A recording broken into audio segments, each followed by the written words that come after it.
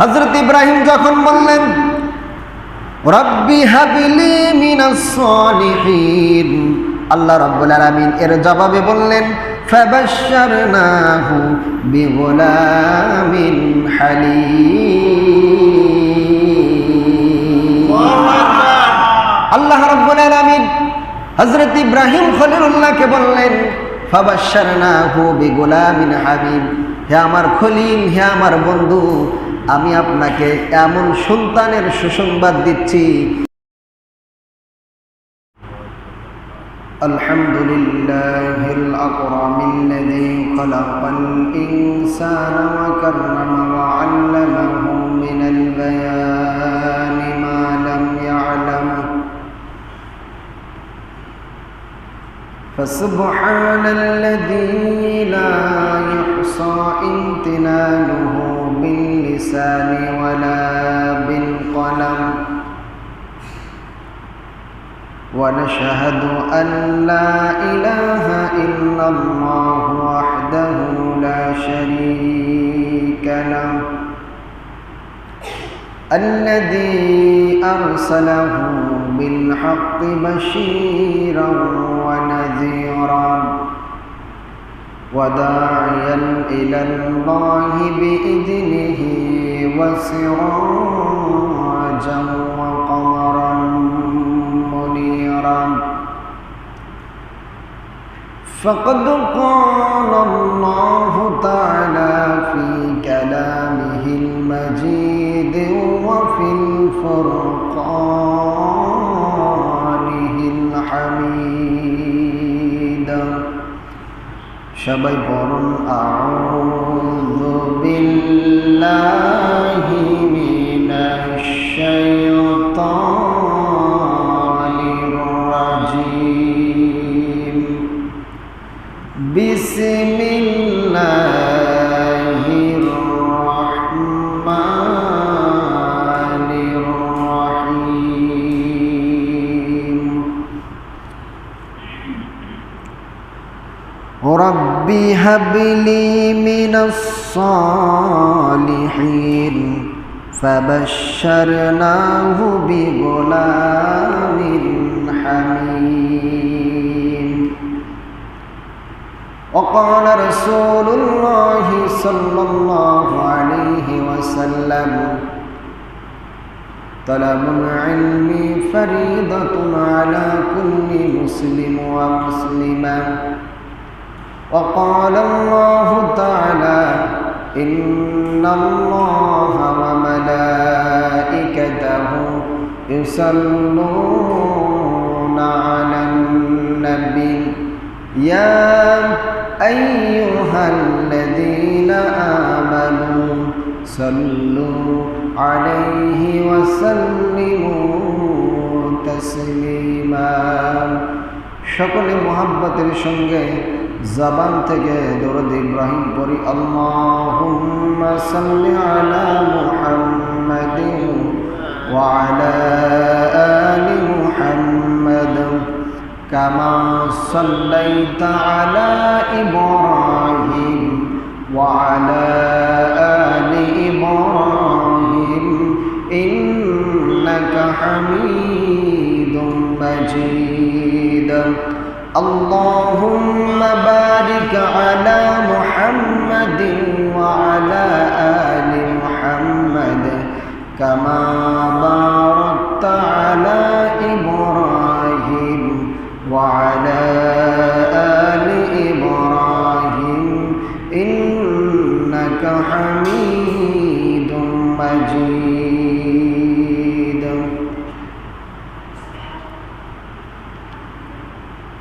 আলহামদুলিল্লাহ সুম্মা আলহামদুলিল্লাহ। সমস্ত তারিফ সেই মহান তাবারক তাআলার জন্য, যে মহান তাবারক তাআলা আমাকে এবং আপনাদেরকে অত্যন্ত ভালোবেসে দুনিয়ার সমস্ত কাজ থেকে ফারিক করে তার বিশাল আকাশের নিচে প্রশস্ত জমিনের উপরে আল্লাহ সুবহানাহু ওয়া তাআলার নিকট যে জায়গাটুকু সবচাইতে বেশি দামি, সেখানে আসা বসার তৌফিক দান করলেন। এই জন্য আমরা সকলেই খুশি না বেজার, কম না বেশি? তাহলে সকলেই প্রাণ উজাড় করে আকাশ বাতাসকে মুখরিত করে সেই মহান তাবারক তাআলার শুকর আদায় করছি। আলহামদুলিল্লাহ, আলহামদুলিল্লাহ। লাখ কোটি দরুদ সেই মহামানবের প্রতি, সেই নবীর প্রতি, সেই নেতার প্রতি, যে নবীজির আদর্শের মধ্যে রয়েছেন ইহকাল এবং পরকালের মুক্তি। সকলেই সেই নবীর প্রতি দিল থেকে শিরিক মুক্ত, বিদআত মুক্ত দরুদ প্রেরণ করি। সকলে বলি সাল্লাল্লাহু আলাইহি ওয়াসাল্লাম। সম্মানিত হাজিরিন, আমরা হযরতে ইব্রাহিম খলিলুল্লাহ জীবনী নিয়ে কিছু আলোচনা শ্রবণ করতেছিলাম। আল্লাহ পাক রব্বুল আলামিন তার খলিল, তার বন্ধুর কাছ থেকে সবচাইতে বেশি পরীক্ষা নিয়েছেন এবং আমাদের জাতির পিতা হযরত ইব্রাহিম খলিলুল্লাহর জীবনের 5টি শ্রেষ্ঠ বড় পরীক্ষা ছিলেন। এই 4টা পরীক্ষা দিয়ের মাধ্যমেই তিনি আল্লাহর কাছ থেকে খলিল উপাধি নিয়েছেন।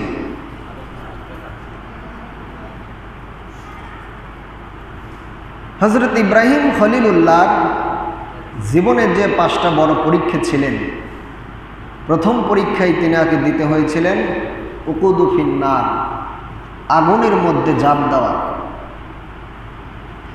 ইব্রাহিম নবীর জীবনে যে 5টা পরীক্ষা ছিলেন, এই 5টা পরীক্ষার প্রথম পরীক্ষা কি বলেন? কি? আগুনের মধ্যে তাকে ঝাঁপ দিতে হয়েছে। হযরত ইব্রাহিম খলিলুল্লাহ অগ্নিকুণ্ডের মধ্যে 1 দিন নয়, 2 দিন নয়, 40 দিন পর্যন্ত অপেক্ষা করেছেন। সেই অগ্নিকুণ্ডের ভিতরে 40 দিন কাটানোর পরে সেইখান থেকে তিনি উঠে রওনা করলেন এবং তার কওমদেরকে বললেন যে আমি আমার রাস্তার দিকে চললাম, যে রাস্তা আমার প্রভু, আমার রব আমাকে দেখা দিয়েছেন। হযরত ইব্রাহিম খলিলুল্লাহ তিনি রওনা হলেন। গন্তব্যস্থানে যাওয়ার পরে অনেক লম্বা কথা, শুধু মূল কথা যেটা সেটা বলবো। হযরত ইব্রাহিম খলিলুল্লাহ হাজার নামক একজন মহিলাকে বিবাহ করলেন। আমরা সকলেই জানি হাজার আলাইহিস সালাতু আসসালাম। হযরত ইব্রাহিম আলাইহিস সালাতু আসসালামের স্ত্রী ছিলেন 2 জন। প্রথম স্ত্রীর নাম হলো কি? হাজার আলাইহিস সালাতু আসসালাম।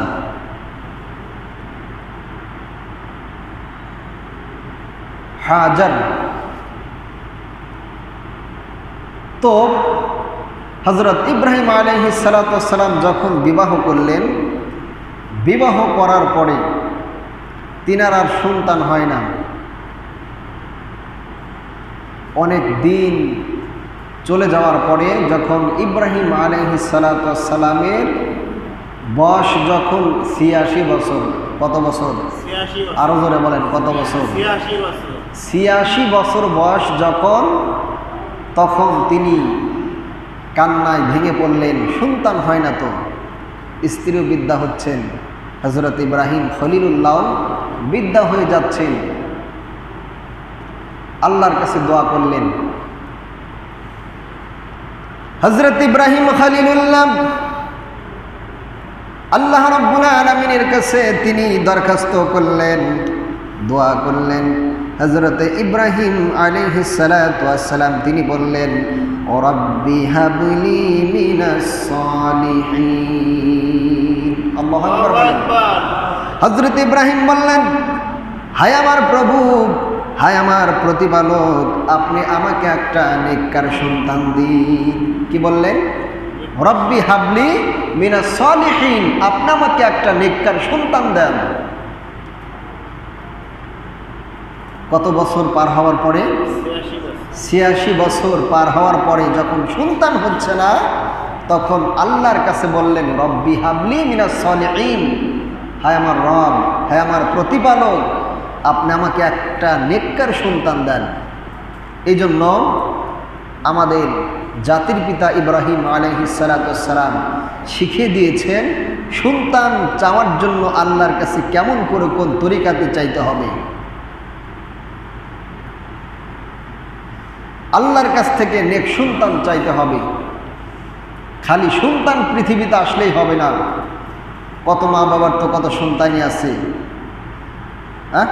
মা বাবার অবাধ্য সন্তান নাই, মা বাবাকে দেখতে পারে না, তাদেরকে কষ্ট দেয়, রাস্তার মধ্যে বোমা ফাটায়, রাস্তার মধ্যে ডাকাতি দেয়, মানুষকে হত্যা করে, খুন করে, গুম করে, এরকম সন্তান আছে না নাই?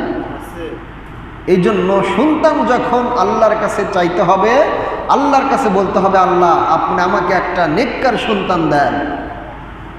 এইভাবে আল্লাহর কাছে দোয়া করতে হবে, তাহলে আল্লাহ তাআলা নেককার সন্তান দেবেন। তো আল্লাহ রাব্বুল আলামিন হযরতে ইব্রাহিম খলিলুল্লাহর দোয়াটাকে কবুল করলেন। সুবহানাল্লাহ বলেন। 86 বছর এখনো সন্তানের মুখ দেখে নাই। তাহলে আল্লাহর কাছে কিভাবে তিনি চেয়েছেন,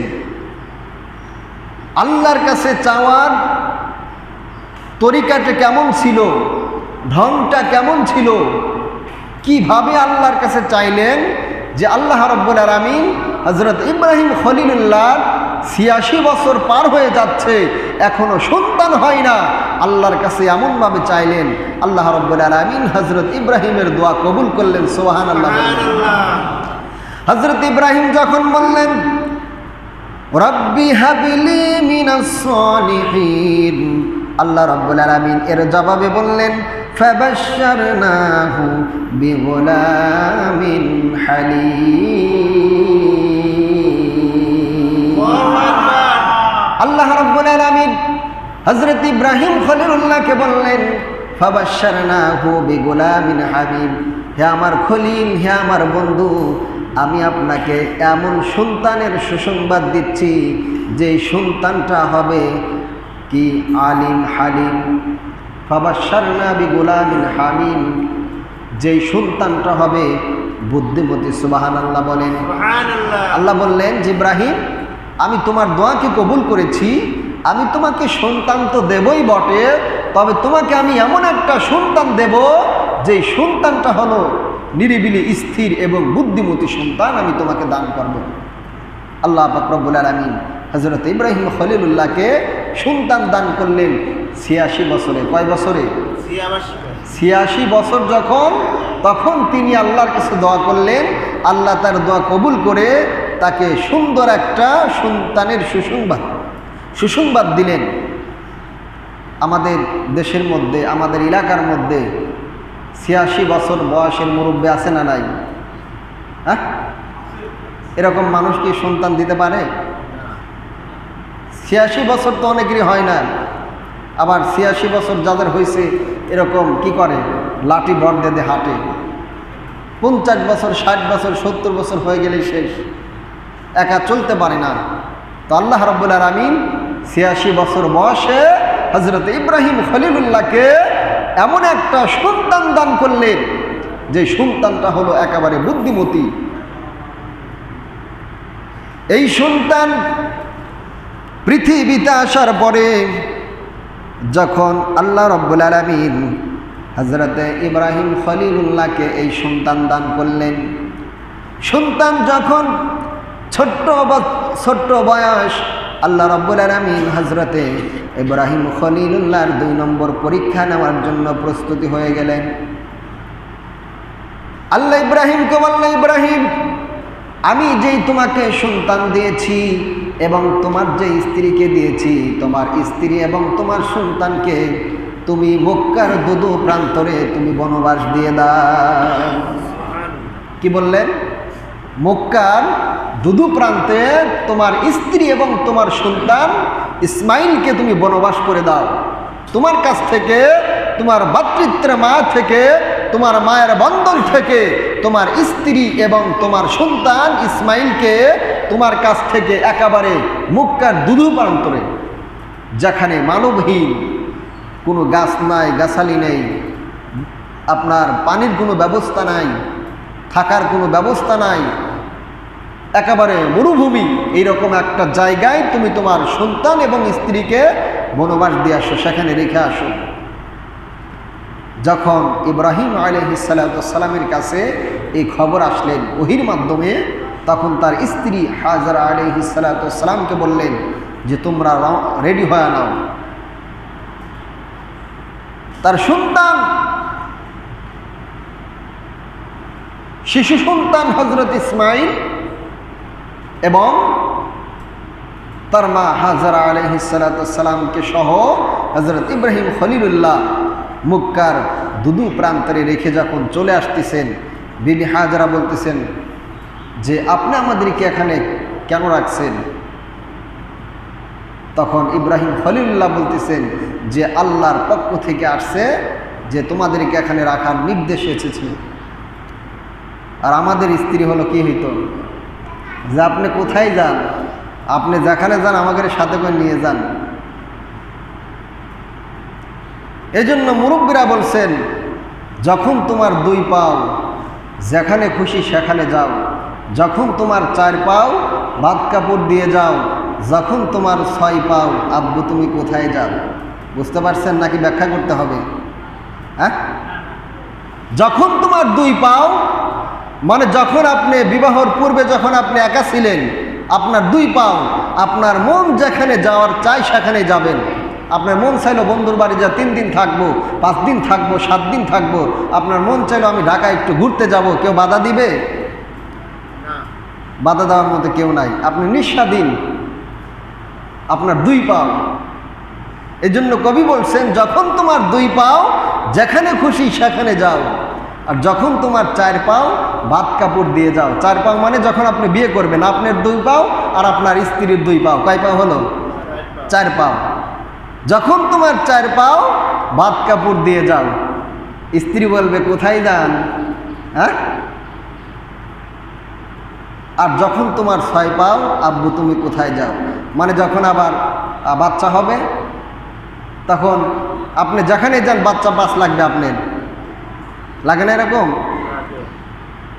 তো হাজরা আলাইহিসসালাম ইব্রাহিম খলিলুল্লাহকে জিজ্ঞাসা করলেন।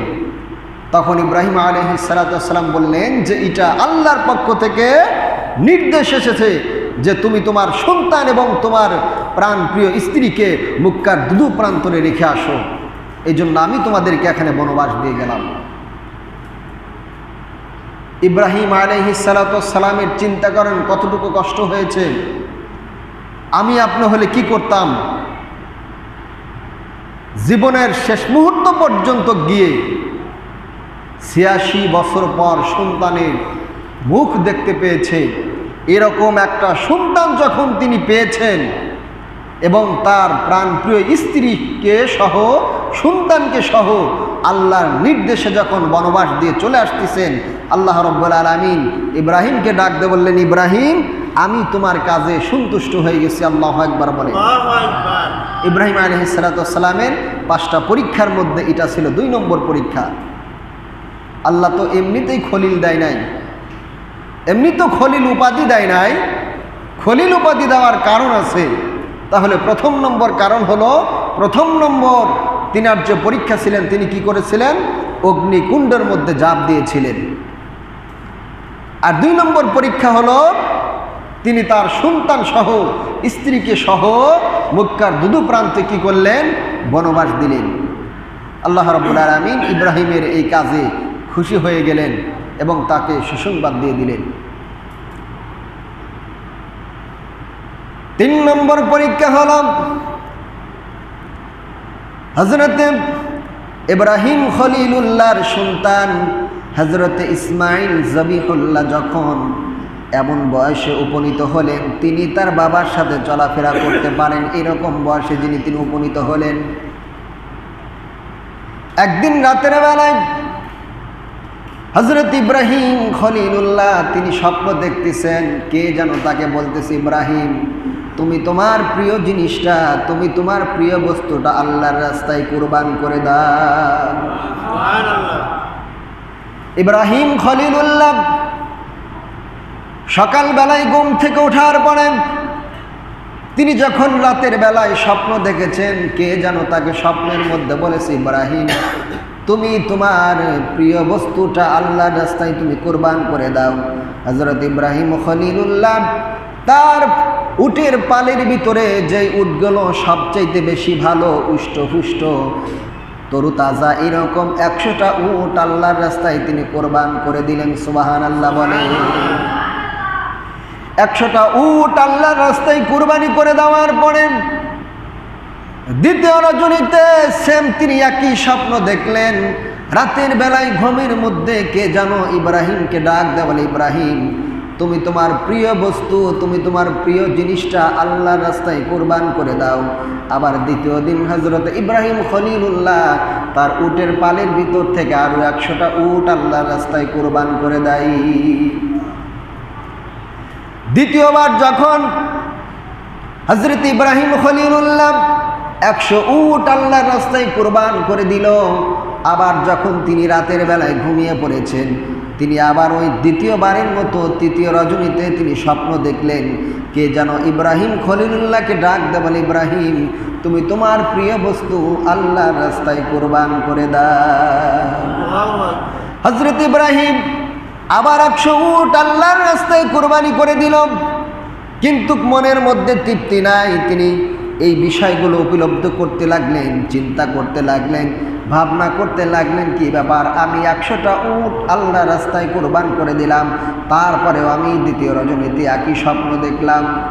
আবার আমি 100 উট আল্লাহর রাস্তায় কুরবানি করে দিলাম, আবার তো আমি আবার সেই দ্বিতীয় রজনীর মতো তৃতীয় রজনীতে একই স্বপ্ন দেখলাম। তাহলে আমি আমার প্রিয় জিনিস আমি আল্লাহর রাস্তায় কুরবানি দেওয়ার পরেও কেন আল্লাহ আমাকে বারবার এরকম স্বপ্ন দেখাই দিয়েছেন? চিন্তার কোনো ভাবনা আছে না নাই? চিন্তার ভাবনা নাই। দেখবেন মানুষ যদি একটা কাজ করে, সেই কাজের মধ্যে যদি অমঙ্গল হয়, মানুষ চিন্তা করে, কে রে আমি এই বিষয় এত চেষ্টা করতেছি তারপরে আমি সফল হই না কেন?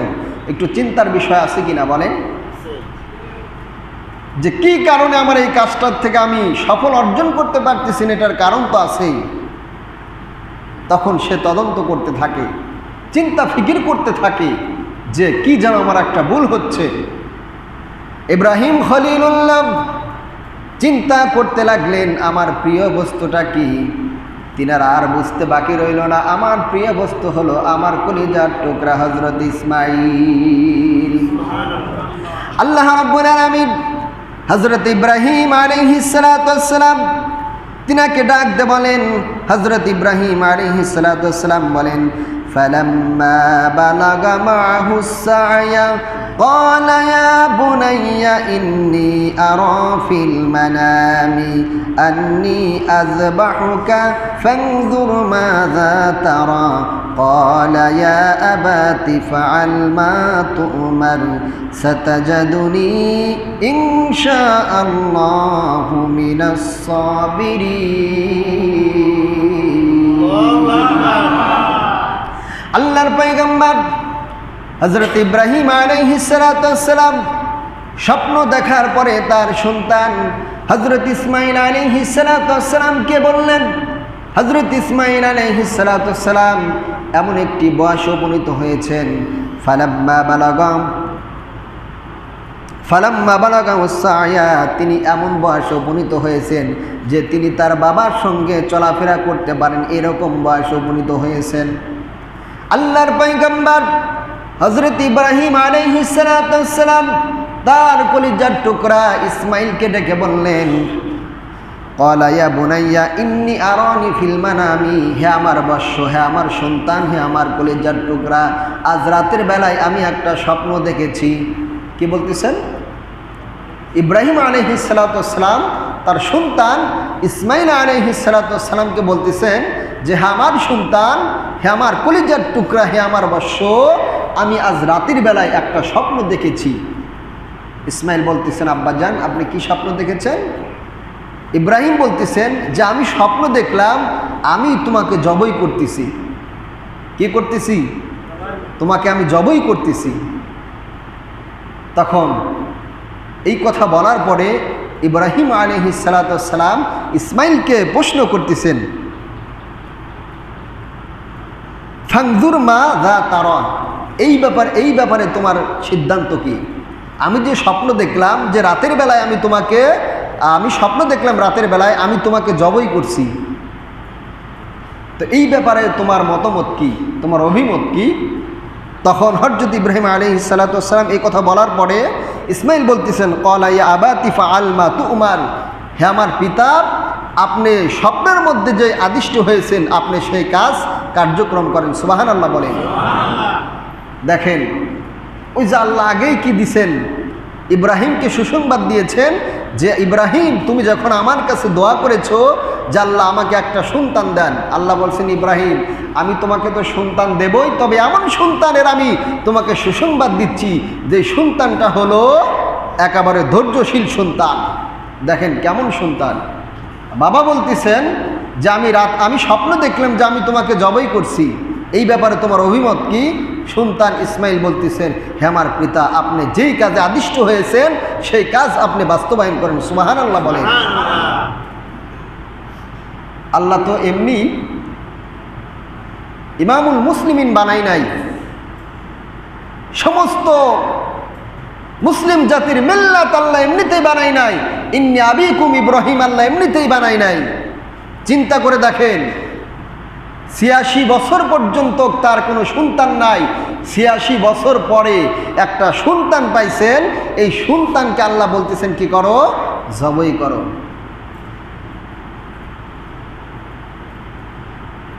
কত বড় ত্যাগ, কত বড় পরীক্ষা। এটা হলো ইব্রাহিম আলাইহিস সালাতু ওয়াস সালামের ৩ নম্বর পরীক্ষা।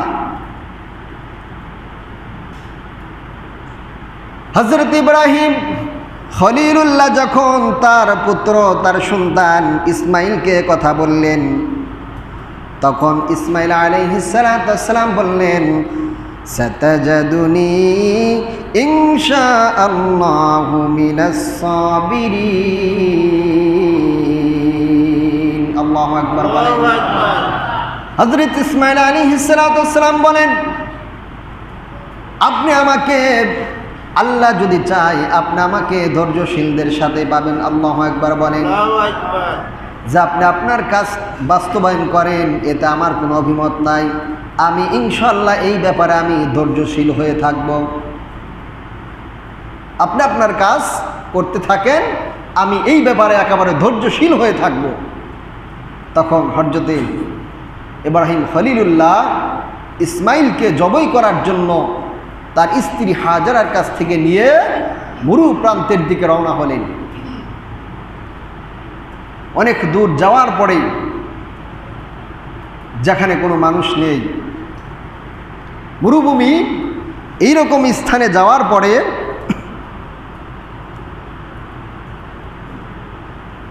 তখন হযরত ইব্রাহিম খলিলুল্লাহ ইসমাইলকে যখন শয়ন করছেন, মানে শোয়াইছেন, বলতেছেন আব্বাজান আপনি আমাকে এই দিকে শোয়ান যাতে করে আমার চেহারাটা আপনি না দেখতে পারেন, অথবা আপনার চেহারা আমি যাতে না দেখতে পারি, যাতে আপনার মায়া না লাগে।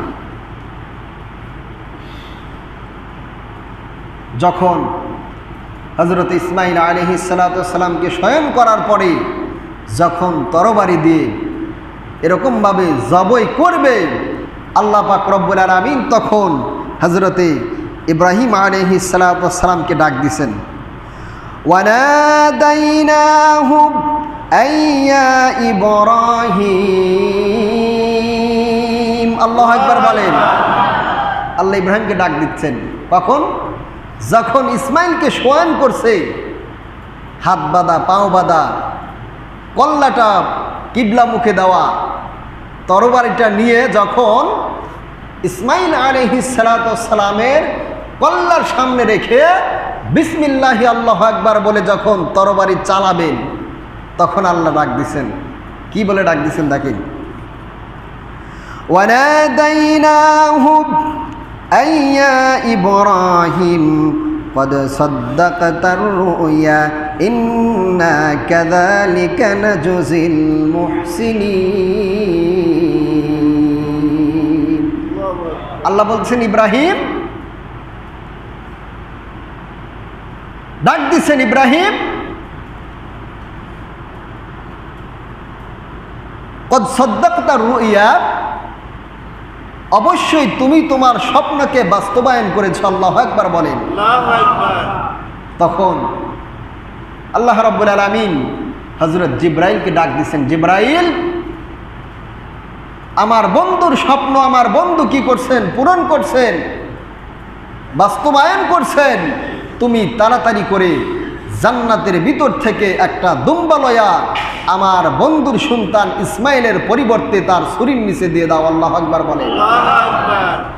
সেদিন যদি ইসমাইল ইব্রাহিম খলিলুল্লাহর হাতে যদি জবাই হতেন, তাহলে আমাদের পরিণতি কি হতো?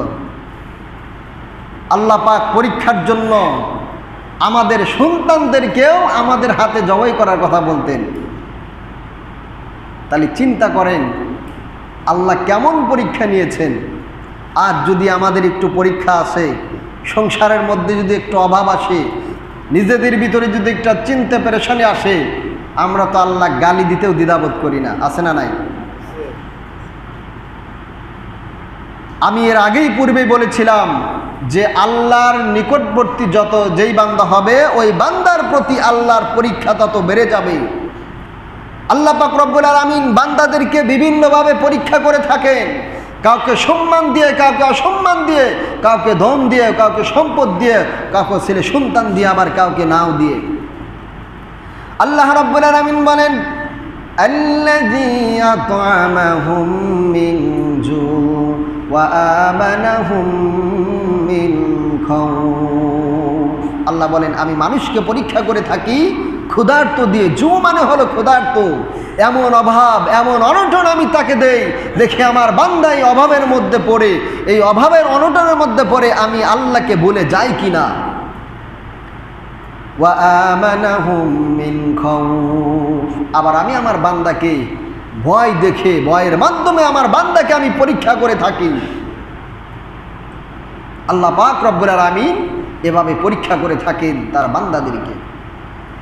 ইব্রাহিম খলিলুল্লাহকে আল্লাহ পরীক্ষা করলেন 3 নম্বর পরীক্ষা।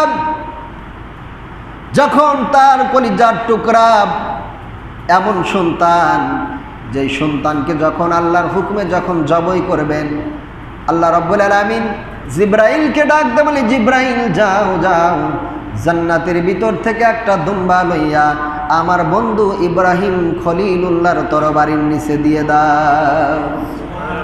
ইব্রাহিম খলিলুল্লাহ চোখটা বন্ধ করে বিসমিল্লাহি আল্লাহু আকবার বলে যখন তরবারিটা চালাইছেন, তরবারিটা যখন চালানোর পরে যখন চোখ খুলে দেখে যে হযরতে ইসমাইল আলাইহিস সালাতুস সালাম অক্ষত অবস্থায় পাশে শুয়ে আছেন, আর তার তরবারির নিচে কোথায় থেকে যেন একটা দুম্বা এসে দুখণ্ড হয়ে গেছে। তখন তিনি আশ্চর্য হয়ে গেলেন। আল্লাহ পাক রব্বুল আলামিন পরবর্তী আয়াতের মধ্যে বলেন, ইন্না কাযালিকা নাজজিল মুহসিনিন।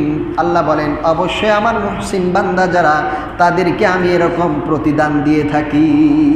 কেমন প্রতিদান বল দেখেন, আল্লাহ যে বললেন যে আমার মুহসিন বান্দা যারা, তাদেরকে আমি এরকম প্রতিদান দিয়ে থাকি। সেই প্রতিদানটা হলো যে ইসমাইলের পরিবর্তে আল্লাহ রাব্বুল আলামিন জান্নাতের ভিতর থেকে একটা দুম্বা পাঠিয়ে দিয়েছেন। ইসমাইল জবই না হয়ে সেখানে কি হয়েছে? দুম্বা জবই হয়েছে।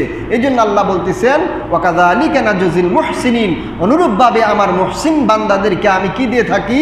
প্রতিদান দিয়ে থাকি।